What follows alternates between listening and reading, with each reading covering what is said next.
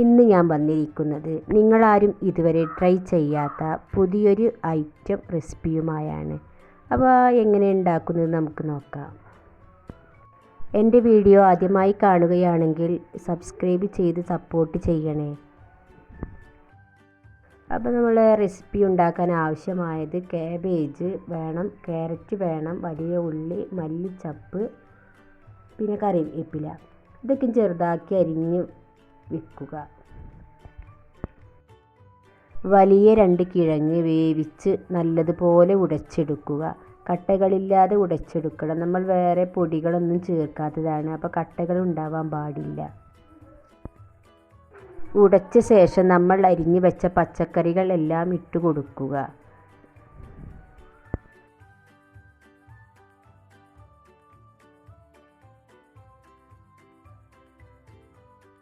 ആവശ്യത്തിന് ഉപ്പ്, മഞ്ഞൾപ്പൊടി, ഗരം മസാല, ചിക്കൻ മസാല, കുരുമുളക് പൊടിയും ഇട്ട് കൊടുത്ത് നന്നായി മിക്സാക്കിയ ശേഷം കൈ കൊണ്ട് നല്ലതുപോലെ കുഴച്ചെടുക്കുക.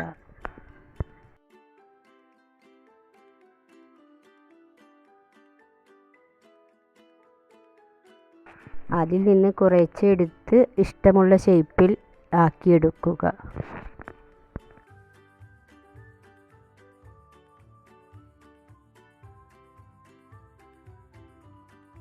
ഇപ്പോൾ എല്ലാതും ഷേപ്പാക്കലൊക്കെ കഴിഞ്ഞു.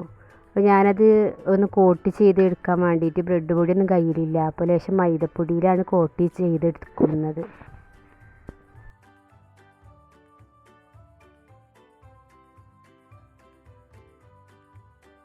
ഇനി നമുക്കത് പൊരിച്ചെടുക്കാം.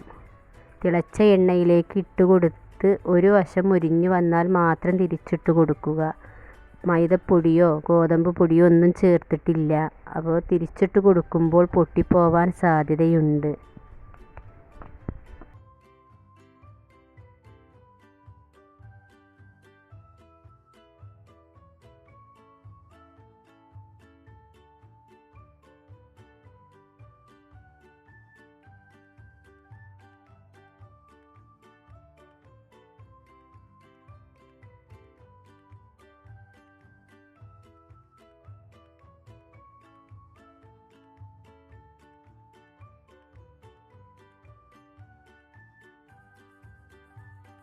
ഞങ്ങളുടെ ഈ കുഞ്ഞു വീഡിയോ ഇഷ്ടപ്പെട്ടാൽ ലൈക്ക് ചെയ്യുക, സബ്സ്ക്രൈബ് ചെയ്യുക, സപ്പോർട്ട് ചെയ്യുക. ഞങ്ങളുടെ ഈ കുഞ്ഞു ചാനലൊന്ന് സപ്പോർട്ട് ചെയ്യണേ. പുതിയൊരു വീഡിയോയുമായി ഞങ്ങൾ വീണ്ടും വരുന്നതായിരിക്കും.